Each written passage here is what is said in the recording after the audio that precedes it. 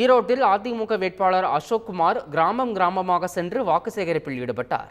தனது தொகுதிக்குட்பட்ட கஸ்பாபேட்டை, முள்ளாம்பரப்பு, கனகபுரம், அவல்பூந்துறை, பூந்துறை சேமூர், அரச்சலூர், பள்ளியூத்து உள்ளிட்ட கிராமங்களில் திறந்த வாகனத்தில் சென்று வாக்கு சேகரித்தார்.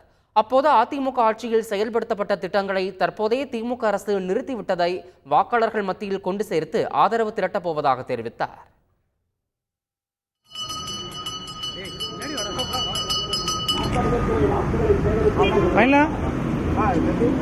கட்டுப்படுத்த ஆட்சிக்கு எச்சரிக்கை மணி அளிக்கின்ற விதமாக உங்கள் ஆதரவை எல்லாம் தாருங்கள். இரட்டை ஆற்றல் அசோக்குமார் எனும் நான் உங்கள் வீட்டு பிள்ளையாக வந்திருக்கிறேன். எனக்கு வாய்ப்பினை தாருங்கள்.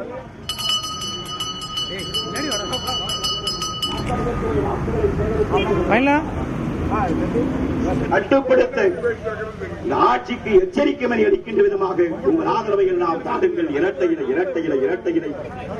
ஆற்றல் அசோக்குமார் எனும் நான் உங்கள் வீட்டு பிள்ளையாக வந்திருக்கிறேன்.